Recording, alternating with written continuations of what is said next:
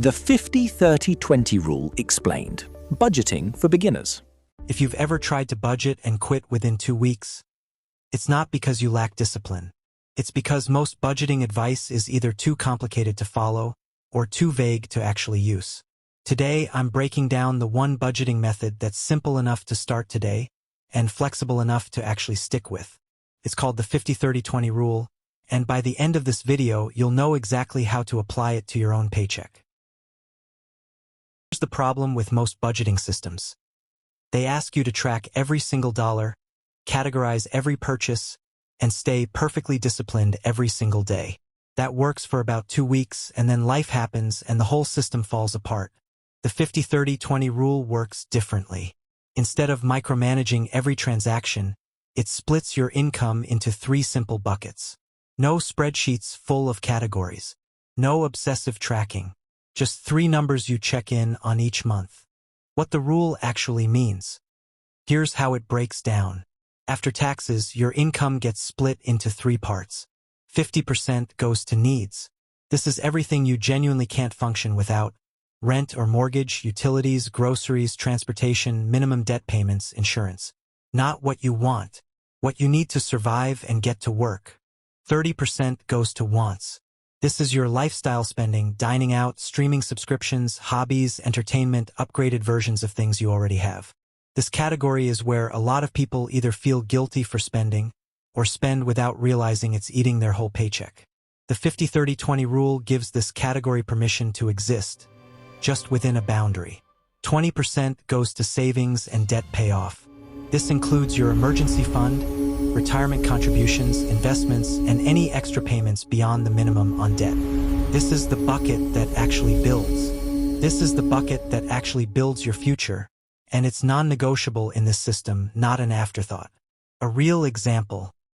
Let's make this concrete. Say your take-home pay is $4,000 a month after taxes. Under the 50-30-20 rule, that would break down to $2,000 toward needs, rent, groceries, utilities, transportation.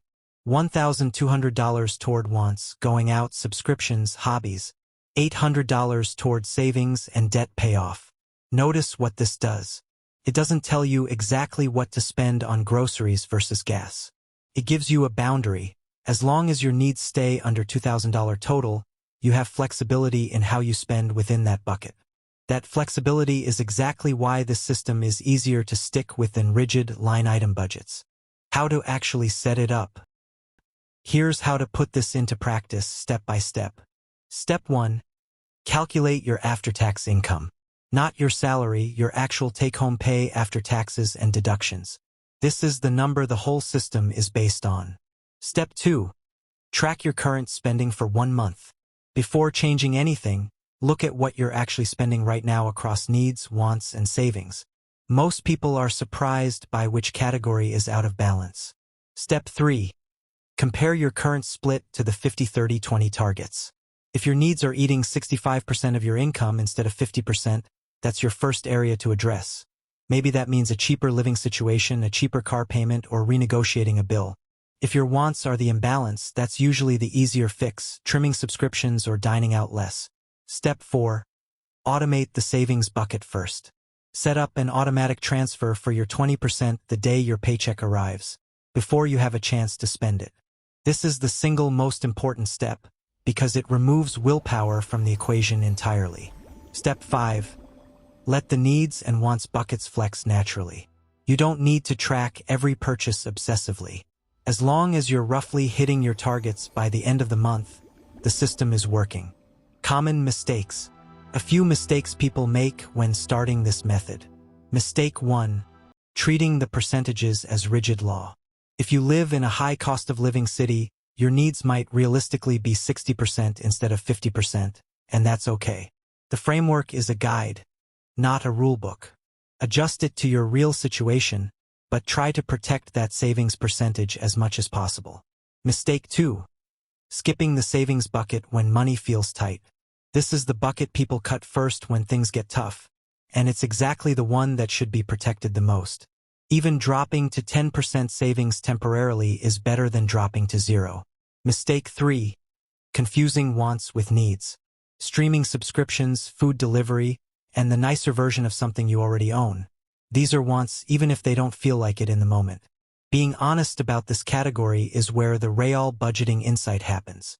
So here's the whole system in one sentence. 50% to needs, 30% to wants, 20% to savings and debt payoff, automated, flexible within each bucket, and adjusted to fit your real cost of living. It's not about perfection. It's about having a simple structure that's actually realistic enough to follow for years, not just 2 weeks. Subscribe for the rest of this series because a good budget is just the starting point. What you do with it next is where the real wealth building happens.